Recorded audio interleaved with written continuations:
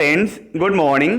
Welcome to A D star classes. आज है 29 अप्रैल 2020 और 29 अप्रैल 2020 से जितने भी करंट अफेयर क्वेश्चन बनते हैं वो हम इस वीडियो में डिस्कस करेंगे। साथ ही क्वेश्चन से रिलेटेड इंपॉर्टेंट फैक्ट भी मैं आपको बताऊंगा, तो आप हमारा ये वीडियो पूरा और लास्ट तक ध्यान से देखिएगा। लास्ट में मैं आपसे क्वेश्चन पूछूंगा, उस क्वेश्चन का जवाब आप नीचे कमेंट बॉक्स में दे सकते हैं। क्वेश्चन से जुड़ी जितनी भी जानकारी आपके पास अवेलेबल हो आप उसे नीचे कमेंट बॉक्स में लिखा कीजिए। साथ ही अगर आपको हमारा सेशन पसंद आए तो वीडियो को लाइक कीजिए, हमारे चैनल एडी स्टार क्लासेस को सब्सक्राइब भी कीजिए और आपके पास जितने भी एजुकेशनल ग्रुप हैं आप उस ग्रुप में हमारे वीडियो को शेयर भी कर सकते हैं, जिससे मैक्सिमम टू मैक्सिमम को हमारे वीडियो के माध्यम से फ़ायदा मिल सके। तो चलिए बढ़ते हैं आज के करंट अफेयर के सेशन की तरफ और देखते हैं आज के सेशन में हमारा पहला क्वेश्चन क्या है। आज का हमारा पहला क्वेश्चन है, हाल ही में कार्यस्थल पर सुरक्षित एवं स्वस्थ रहने का विश्व दिवस कब मनाया गया। प्रत्येक वर्ष 28 अप्रैल को कार्यस्थल पर सुरक्षित एवं स्वस्थ रहने का विश्व दिवस मनाया जाता है, यानी इस क्वेश्चन का ऑप्शन डी सही है। प्रत्येक वर्ष 28 अप्रैल को दुनिया भर में world day for safety and health at work, इसकी इंग्लिश आपको याद रखनी है, इसे इंग्लिश में कहते हैं world day for safety and health at work, यानी कार्यस्थल पर सुरक्षित एवं स्वास्थ्य रहने का विश्व दिवस मनाया जाता है। अब ये दिन विश्व भर में व्यावसायिक दुर्घटनाओं, बीमारियों की रोकथाम को बढ़ावा देने और कार्यस्थल पर स्वास्थ्य और सुरक्षा को सुनिश्चित करने के बारे में जागरूकता बढ़ाने के लिए मनाया जाता है। अब आपको 2020 की इसकी थीम याद रखनी है, यानी 2020 की कार्यस्थल पर सुरक्षित एवं स्वस्थ रहने का विश्व दिवस की थीम आपको याद रखनी है। 2020 में इसकी थीम है सेफ्टी, मैं यहाँ लिख देता हूँ, ज़्यादा बड़ा हो जा रहा है, 1 minute. Safety and health at work can save lives. क्या होता है? Safety and health at work can save lives. ये 2020 की कार्यस्थल पर सुरक्षित एवं स्वस्थ रहने का विश्व दिवस की थीम है। इस वर्ष की थीम मुख्य रूप से कोविड-19 महामारी पर केंद्रित है, आपको याद रखना है। अब बात आई है कार्यस्थल पर सुरक्षित एवं स्वस्थ रहने का विश्व दिवस की। इसे ILO के द्वारा मनाया जाता है। किसके? ILO यानी इंटरनेशनल लेबर ऑर्गेनाइजेशन। इसके अब बात आई है ILO की। ILO की स्थापना 1919 में की गई थी। ILO का हेडक्वार्टर जेनेवा में है और जेनेवा स्विट्जरलैंड में पड़ता है। ILO के वर्तमान समय के अध्यक्ष हैं गाय राइडर। कौन है? गाय राइडर, ये वर्तमान में ILO के अध्यक्ष हैं। आपको थोड़ा सा इसके उद्देश्य के बारे में रखना है। इसका उद्देश्य ये भी है कि सुरक्षित, स्वस्थ और कुशल कार्य को बढ़ावा देना। आइए चलते हैं अपने अगले क्वेश्चन की तरफ और देखते हैं आज का हमारा अगला क्वेश्चन क्या है। हमारा अगला क्वेश्चन है, कौन सा सरकारी अस्पताल कोविड-19 के लिए प्लाज्मा थेरेपी शुरू करने वाला देश का पहला अस्पताल बना है। अभी हाल ही में KGMU, ये लखनऊ का एक अस्पताल है KGMU, इसने कोविड-19 के लिए प्लाज्मा थेरेपी शुरू करने वाला देश का पहला सरकारी अस्पताल बना, यानी इस क्वेश्चन का ऑप्शन ए सही है, KGMU। लखनऊ का किंग जॉर्ज चिकित्सा विश्वविद्यालय, आपको इसका फुल फॉर्म रखना है, इसका फुल फॉर्म है किंग जॉर्ज चिकित्सा विश्वविद्यालय यानी KGMU। कोविड-19 इलाज के लिए प्लाज्मा थेरेपी सफलतापूर्वक ये शुरू करने वाला देश का पहला सरकारी अस्पताल बन गया है। इसके उद्देश्य के बारे में आपको रखना है। अब इसका उद्देश्य क्या है?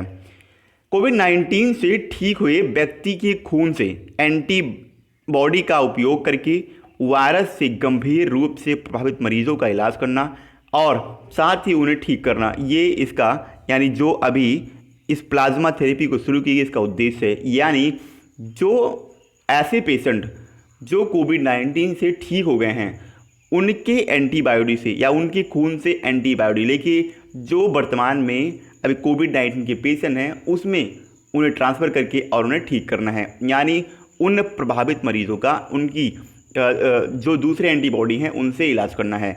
अब बात आई है उत्तर प्रदेश की। उत्तर प्रदेश की कैपिटल लखनऊ है और लखनऊ से एक इंपॉर्टेंट क्वेश्चन बनता है कि लखनऊ किस नदी के किनारे पर बसा हुआ शहर है। लखनऊ गोमती नदी के किनारे पर बसा हुआ शहर है।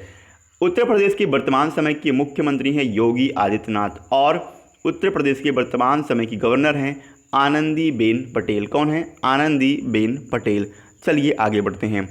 हमारा अगला क्वेश्चन है, India rating and research agency ने भारत की जीडीपी ग्रोथ को घटाकर कितना प्रतिशत कर दिया है? अभी हाल ही में India rating and research agency ने भारत की वित्त वर्ष 2021 के लिए जीडीपी ग्रोथ रेट को एक रिपोर्ट जारी किया और उसमें भारत की जीडीपी ग्रोथ को 1.9% इसने आकलन किया है। यानी इस क्वेश्चन का ऑप्शन सी सही है, 1.9%। Credit rating agency India ratings and research ने अपनी ताज़ा रिपोर्ट में वित्तीय वर्ष 2021 के लिए भारत की जीडीपी ग्रोथ को घटाकर 1.9% कर दिया है। इससे पहले रेटिंग एजेंसी ने मार्च 2020 में वित्तीय वर्ष 2021 के लिए जीडीपी ग्रोथ 3.6%, आपको रखना 3.6%, इससे पहले इसने इसका अनुमान लगाया था। हाल ही में भारत के लिए जारी किए गए आंकड़े पिछले 29 वर्षों में सबसे कम हैं, यानी 29 वर्षों में सबसे कम जीडीपी इस बार भारत की आंकी गई है। इसके अलावा फिच रेटिंग्स ने भारत की जीडीपी 1.8% का आकलन किया है 2021 के लिए। किसमें? 1.8%। एसबीआई एक और अपने के अनुसार भारत की जीडीपी रेट वित्तीय वर्ष 2021 के लिए 1.1% का आकलन किया गया है। और गोल्डमैन सैक्स ने 1.6%, कितना? 1.6% गोल्डमैन सैक्स के द्वारा 2021 के जो वित्तीय वर्ष है उसके लिए भारत की जीडीपी आंकी गई है 1.6%। आइए आगे बढ़ते हैं।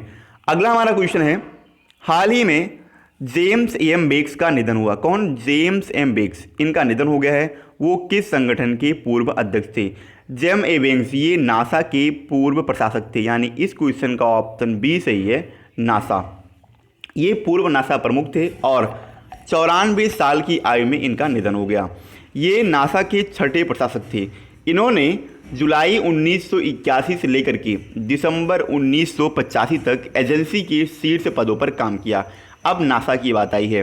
नासा, इसके सबसे पहले आपको नासा का फुल फॉर्म रखना है। नासा का फुल फॉर्म है नेशनल एरोनॉटिक्स स्पेस एडमिनिस्ट्रेशन। क्या है? National aeronautics space administration. NASA की स्थापना 1958 को हुई थी। अगर मैं आपको डेट की बात बताऊँ तो 29 जुलाई 1958 को नासा की स्थापना हुई थी। नासा का हेडक्वार्टर वाशिंगटन डीसी में है और नासा की वर्तमान समय के एडमिनिस्ट्रेटर हैं जिम ब्रेडस्टीन। कौन है? जिम ब्रेडस्टीन, ये वर्तमान समय के नासा के एडमिनिस्ट्रेटर हैं। नासा का मोटो आपको रखना है। नासा का मोटो है for the benefit of all. क्या है? For the benefit of all. इससे पहले नासा ने बीटल नाम का एक उच्च दाब का वेंटिलेटर विकसित किया था। अगर आपको उसका नाम है तो आप उसका नाम जरूर लिखिए, मैं आपको उसके बारे में बता रहा हूँ।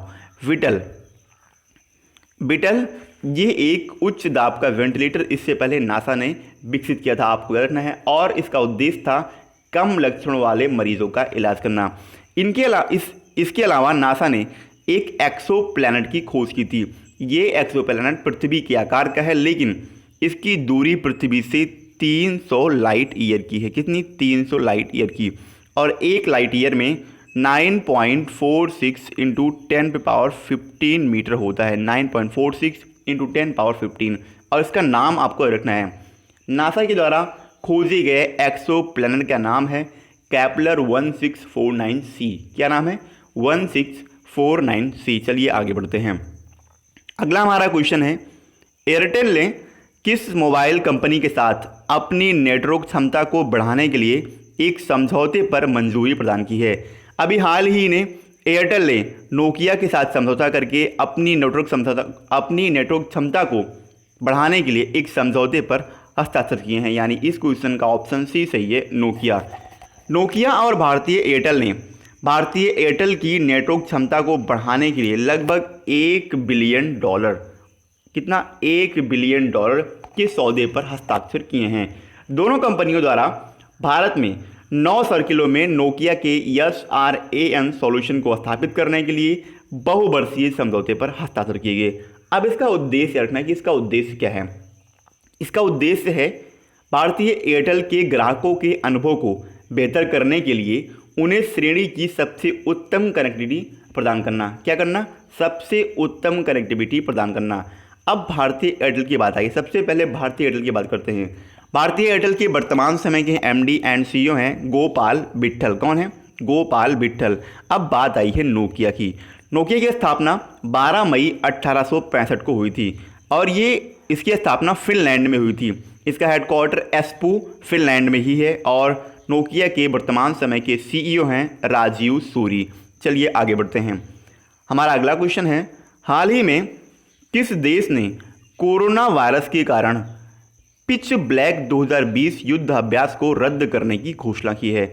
अभी हाल ही में ऑस्ट्रेलिया ने कोविड-19 की वजह से पिच ब्लैक 2020 युद्धाभ्यास को रद्द करने की घोषणा की, यानी इस क्वेश्चन का ऑप्शन ए सही है, ऑस्ट्रेलिया। ऑस्ट्रेलिया ने इंडिया और ऑस्ट्रेलिया के बीच होने वाले मुख्य बहुपक्षीय वायु युद्ध अभ्यास, मैंने क्या बोला? वायु युद्ध अभ्यास, यानी ये वायु युद्ध अभ्यास है, पिच ब्लैक 2020 को रद्द करने का फैसला किया। ऑस्ट्रेलिया ने ये निर्णय कोविड-19 की विश्वव्यापी महामारी के वर्तमान प्रभाव के कारण लिया है। अब इसका अगला संस्करण 2022 में आयोजित किया जाएगा। कहाँ? 2022 में। और इसका पिछला संस्करण 2018 में आयोजित किया गया था, आपको याद रखना है। 2022 में इसके अगले संस्करण को इसके अगले संस्करण को अब निर्धारित किया गया है। रॉयल ऑस्ट्रेलियन एयरफोर्स के प्रमुख मेग हूपफील्ड, कौन? मेग हूपफील्ड, इन्होंने इंडियन एयरफोर्स के air chief marshal RKS Bhadauria को पत्र लिखकर इसे रद्द करने की जानकारी दी। अब बात आई है ऑस्ट्रेलिया की। ऑस्ट्रेलिया की कैपिटल आपको पता है, ऑस्ट्रेलिया की कैपिटल कैनबरा है। ऑस्ट्रेलिया की वर्तमान समय की करेंसी है ऑस्ट्रेलियन डॉलर और ऑस्ट्रेलिया के वर्तमान समय के प्रधानमंत्री हैं स्कॉट मॉरिसन। कौन है? Scott Morrison. चलिए आगे बढ़ते हैं। नेक्स्ट क्वेश्चन है, हाल ही में किस भारतीय धावक पर डोपिंग एजेंसी ने 4 साल का प्रतिबंध लगाया है? अभी हाल ही में झूमा खातून पर डोपिंग एजेंसी ने 4 साल का प्रतिबंध लगाया, यानी इस क्वेश्चन का ऑप्शन भी सही है, झूमा खातून। भारत की मध्यम दूरी की धाविका झूमा खातून को एथलेटिक्स इंटीग्रिटी यूनिट यानी AIU, कौन? AIU, जिसका फुल फॉर्म है एथलेटिक्स इंटीग्रिटी यूनिट द्वारा साल 2018 के डोपिंग मामले में प्रतिबंधित पदार्थों का सेवन करने के कारण 4 साल का प्रतिबंध लगा दिया गया। खातून से जून 2018 में गुवाहाटी में राष्ट्रीय अंतर्राज्य चैंपियनशिप के दौरान नमूना लिया गया था। आगे बात करते हैं। अब बात आई है झूम खातून। झूम खातून कहाँ की है? असम की। इससे पहले अंतर्राज्य चैंपियनशिप इसकी बात आई है तो वर्ल्ड एंटी डोपिंग एजेंसी का हेडक्वार्टर मॉन्ट्रियल में है और मॉन्ट्रियल कनाडा में पड़ता है। वर्ल्ड एंटी डोपिंग एजेंसी के वर्तमान समय के अध्यक्ष हैं विटोल्ड बांका। कौन है? विटोल्ड बांका। चलिए आगे बढ़ते हैं। हमारा अगला क्वेश्चन है, हाल ही में किसने trends in world military expenditure 2019 report जारी की है? अभी हाल ही में SIPRI यानी शिप्री ने trends in world military expenditure 2019 की रिपोर्ट जारी की, यानी इस क्वेश्चन का ऑप्शन सी सही है, SIPRI। स्वीडन के विचारक समूह और थिंक टैंक कहे जाने वाले Stockholm International Peace Research Institute ने trends in world military expenditure 2019 report जारी की। सिप्री का आपको फुल फॉर्म रखना है, इसका फुल फॉर्म है Stockholm International Peace Research Institute. इस रिपोर्ट में 2019 में वैश्विक सैन्य खर्च का ब्यौरा दिया गया है, जिसमें बताया गया कि 2019 में वैश्विक सैन्य खर्च वैश्विक GDP का 2.2 हिस्सा रहा। कितना? 2.2 हिस्सा वैश्विक GDP का वैश्विक खर्चा रहा है, जो 2010 की तुलना में काफ़ी अधिक है और ये अब बढ़कर 1917 बिलियन डॉलर 1917 बिलियन डॉलर इसे आंका गया है। वर्ष 2019 में सबसे ज़्यादा खर्च करने वाले देशों की सूची के बारे में मैं आपको बताता हूँ। अमेरिका ने हाल ही में 732 कितना? अमेरिका का है 732 बिलियन डॉलर। अमेरिका सबसे फर्स्ट नंबर पे है। दूसरे नंबर पे चाइना है। चाइना ने खर्च किया है 261 बिलियन डॉलर। इसके बाद इंडिया है। इंडिया का खर्च है 71.1 बिलियन डॉलर। इसके बाद रूस आता है। रूस है 65.1 बिलियन डॉलर और 5वें नंबर पे सऊदी अरब। सऊदी अरब ने 61.9 बिलियन डॉलर का खर्च किया है और ये पहला मौका है जब 2 एशियाई देश सैन्य खर्चों के मामले में शीर्ष 3 देशों में शामिल हैं। दूसरे नंबर पे चाइना है और तीसरे नंबर पे इंडिया है और फर्स्ट नंबर पे अमेरिका है। अमेरिका ने $732 बिलियन 2019 में अपने सैन्य खर्च पे किए हैं। चलिए आगे बढ़ते हैं। कल मैंने आपसे क्वेश्चन किया था, हाल ही में चीन द्वारा लॉन्च मंगल मिशन का नाम क्या रखा गया है। इस क्वेश्चन का ऑप्शन बी सही था, तियानवेन-1, और लगभग सभी बच्चों ने इसका सही ऑप्शन दिया। मैं एक बार आपसे फिर कहता हूं, क्वेश्चन के बारे में आपको जितनी जानकारी पता है आप उसे नीचे कमेंट बॉक्स में लिखा कीजिए ताकि आपका रिवीजन हो सके। चलिए आगे बढ़ते हैं और देखते हैं आज का हमारा क्वेश्चन क्या है। आज का हमारा क्वेश्चन है, किस राज्य सरकार ने महिलाओं के लिए जीवन शक्ति योजना की शुरुआत की। क्वेश्चन के 4 ऑप्शन हैं, मध्य प्रदेश, उत्तराखंड, राजस्थान और उत्तर प्रदेश। क्वेश्चन के बारे में आपको जितना भी जानकारी पता हो आप उसे नीचे कमेंट बॉक्स में ज़रूर लिखें। साथ ही अगर आपको हमारे इस वीडियो की PDF फाइल चाहिए तो नीचे डिस्क्रिप्शन में टेलीग्राम ग्रुप का लिंक दिया हुआ है, आप उस लिंक पर क्लिक करके हमारा टेलीग्राम ग्रुप ज्वाइन कर सकते हैं और वहाँ पे आपको सारे वीडियोस की PDF एक साथ एक ही प्लेटफॉर्म पर अवेलेबल मिलेगी। दोस्तों आज के लिए इतना ही। अगर आपको वीडियो पसंद आई हो तो वीडियो को लाइक कीजिए, साथ ही हमारे चैनल AD स्टार क्लास को सब्सक्राइब भी कीजिए और आपके पास जितने भी एजुकेशनल ग्रुप हैं आप उस ग्रुप में हमारे वीडियो को शेयर भी कर सकते हैं, जिससे मैक्सिमम स्टूडेंट को हमारे वीडियो के माध्यम से फ़ायदा मिल सके। दोस्तों आज के लिए इतना ही। जय हिंद।